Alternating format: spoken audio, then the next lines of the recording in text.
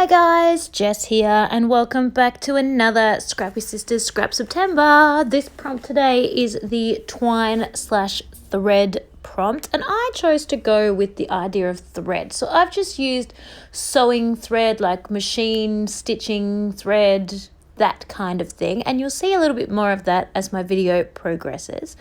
So I've noticed a few people lately doing these gorgeous starburst type backgrounds and I really wanted to give that a try. So I just put out some washi tape and I've used that to mask off some sections where my starburst is going to be, and I'm going to use my watercolor paints to make a sort of orangey yellow type starburst or sunburst coming out from that bottom left hand corner, and I'm going to use this sort of progressive ombre type effect where it's sort of darker orange down near the corner and then lighten out into yellow as it goes higher up the page. So I'm not doing anything special, no special brushes, no special watercolor paints. It is literally just $2 shop watercolor paint that I am using and just slapping it on. I'm not really sure how it's going to look. I'm not really sure how it's going to work. I'm not even 100% sure that the washi tape is going to peel off neatly without like tearing my page. So I'm really just winging it and crossing my fingers.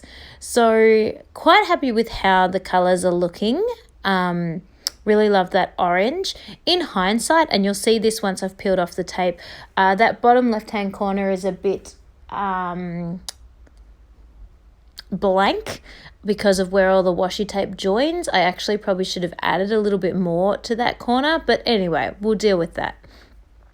So here's where my threads come in. You can see my title, especially above the page there, which says clouds. And you can see the 1, 2, 3, 4, 5, 6 different colored threads that I've pulled out of my sewing machine stash that are going to tie in with the collection I'm using, which is the, can't remember what it's called, something from Rosie's Studio or the Reject Shop if you're here in Australia, the Beachy Mermaid one. And so what I'm doing is I'm just wrapping a whole bunch of this thread around a small section of the letter, and I've done that to every single letter in the heading, which is in the clouds, and just tying a little knot and then sealing that off. So I'm just really happy with the effect that that gives to these chipboard letters. Now these chipboard letters were originally raw chipboard that I have embossed with white embossing powder, which I did all of that off screen because I figure you guys know how to emboss, and if you don't, give me a shout out and I will show you what I did, but I haven't included that in this video. But yeah, just a way to change up the colour of that raw sort of cardboard look chipboard. Just trying to dig into my stash and use up as many bits and bobs as I can from my collection and mixing in some new and some old. So that stash of chipboard letters would be super, super old now. I've no idea how old, but years and years. Whereas this Reject Shop collection is really relatively new. In fact, you possibly can still get it in stores now, in some stores, I'm pretty sure. So yeah, slowly peeling off the tape, and I am going to fast forward that because it did take a little bit of time. It didn't peel 100% neatly. There's a few little sections that peeled up some of the paper, so do be careful if you're going to try this at home. I'm able to have that not really cause me any dramas. I'm just covering it with embellishments or the title or whatever, and you can pretty much not even really tell from this far away of the screen. You might be able to tell, but I basically cover most of the little tear sections up, which is cool. So you can see my two photos there, which is my little man, his first time that he can remember being in an aeroplane, so he's super excited looking out the window and seeing the plane take off and seeing the clouds and doing all of that. And you can almost sort of see down in that bottom left-hand corner how it's a little bit blank down there, and I actually either probably should have done a little bit more of the yellow paint down in that corner to actually make a nice equal point, or covered just that whole section with one of the many clouds that I've got. But anyway, I didn't do that. I just put the photos and the letter C down there, and it is fine. There's no big drama, but just in hindsight, that's probably what I would do next time if I was doing a layout using this sort of starburst idea. But you can see the concept of what I'm going for here, and it's super cute. It totally works. That bottom corner where the sunburst is doesn't affect or not affect it. It's fine. It's just my tips for next time. So I'm just looking through the ephemera pack that goes with that collection, and it is very beach water based, as I knew. Lots of fishes, lots of mermaids, lots of seaweeds, lots of shells. And I wasn't super keen on using that in this particular layout, but I really loved the colours in the paper. So I dug through the ephemera collection to see what I could find in there that wasn't too sort of beachy water themed. And I was able to find a few bits and bobs. A lot of the sentiments worked really well. There was even a suitcase, which was perfect. And there was just a few other things that I thought I could tie into the layout and still work quite well without it making it look too beach themed. We are going on a beach holiday, so I'm not too phased by that, but not too much. Here's your treasure. No, that's your treasure. Oh, my treasure. Sorry, we are enjoying a really beautiful sunshiny day today, the first one in quite a while, and Jack is digging in his sandpit hunting for treasure. And while I've stopped talking about the actual layout, I thought I should mention our beautiful guest designer today. So we have got the beautiful Erika Breslin at California Lucky joining us today. She's got a relatively new YouTube channel. There are about 5 videos over on her channel at the moment, and 2 of them are sort of nail tutorials and earring tutorials, but the other 3 are scrapbooking craft-based tutorials, and she does quite nice sort of short videos that are really quick and easy to watch. So definitely pop over to her and check out her 3 videos, and now 4, because she has got her amazing layout using the thread Twine prompt, and so I highly recommend checking her out. Her link is in the description box down below, so show her some love. We've got to support our new and upcoming YouTube creators. She's had her channel for a while, but she hasn't actually put too many bits and bobs on it yet, so let's encourage her to keep video making and keep going, because we love to have people to watch. So what am I up to now? So I'm now up to I've stuck on the title. Because of the string wrapped around the title wasn't completely flat. So you did notice there that I did weigh it down with my sticky tape dispenser. So I actually left that to dry and went and made dinner for the boys and did all of that.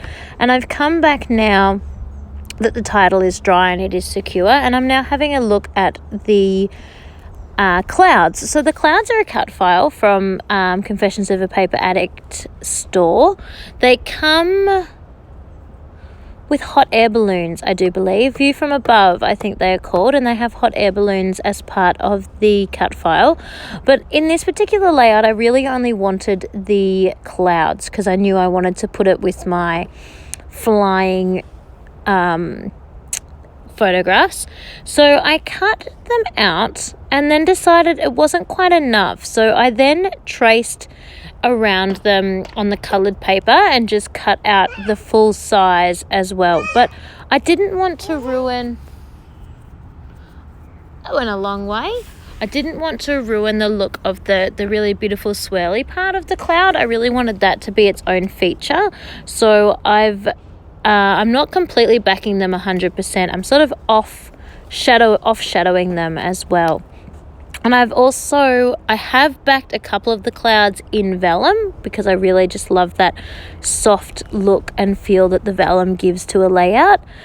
And yeah, so I'm just really happy with the way these clouds have sort of layered up together and how they are looking. And they're just going to spread all the way across the page. They're going to be 90% of the ephemera for this layout. I'm not going to use a huge amount from the Rosie Studio collection. I will definitely use some, but the majority of the layout is actually going to be from the clouds and the beautiful pattern paper that came with the clouds. So yeah, I'm just busy popping everything onto my layout now. I find film strips are a little bit hard to use, so it's quite exciting when I find an appropriate layout that I can layer them on. It seems so silly, like the things that people find easy and the things that people find hard. For me, I find film strips a little bit tricky, but they worked really, really well as an extra layer on this layout. you're hungry, especially this having that navy color was really good. It tied in with the matte that I'd put on the photos, so I was really excited to be able to get those onto the layout. And there wasn't a huge amount, as I mentioned earlier, of other ephemera that worked. There is a suitcase, which is perfect, and a little book that almost looks a little bit like a passport.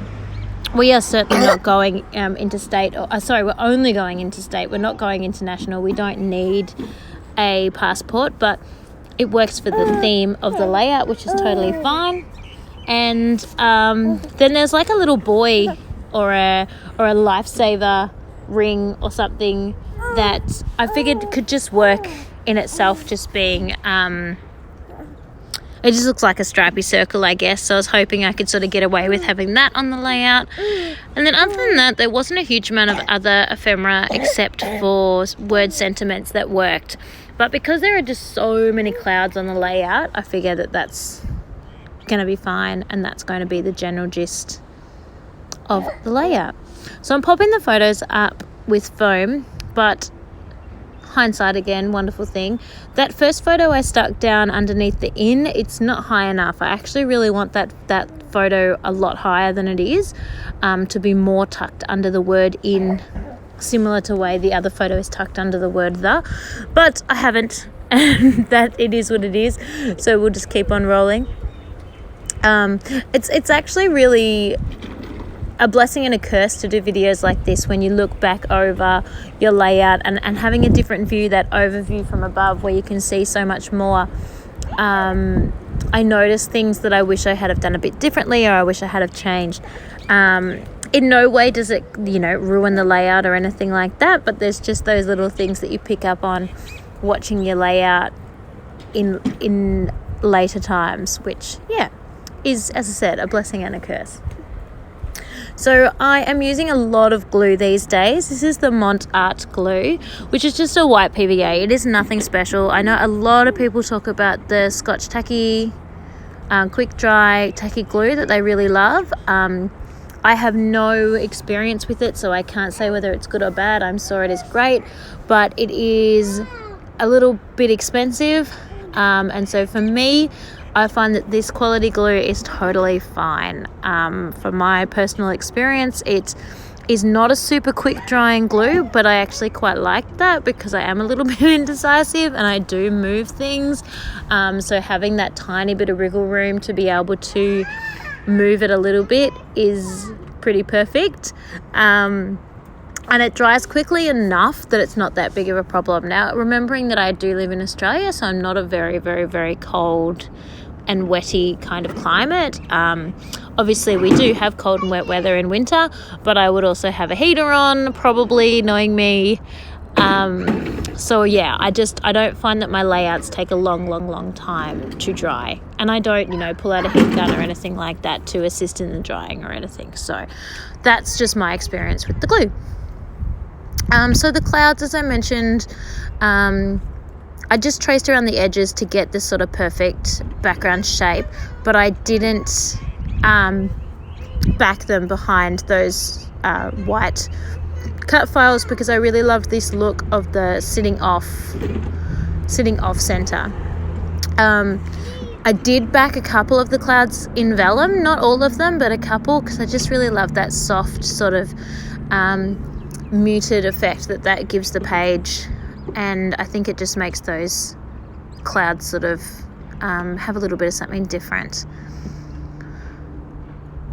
So yeah, sorry, I just got a text message off my sister saying, what is this wonderful place? Oh, that's right, it's the outside. So she's got Lincoln outside in the sunshine, and me and the boys are literally experiencing the same thing. Thomas is like, oh my goodness, what is this? We are outside, because it really truly is the first beautiful day we've had in a very long time. And the boys are just loving being in the sunshine and not having to have 575 layers on, and actually being able to move, because I used to bundle Thomas up in so many layers he could barely move. Now they've got to have their hats on to keep the sun off their faces, so it's pretty exciting. I think I mentioned in one of my other videos that hubby is going in for a full hip replacement.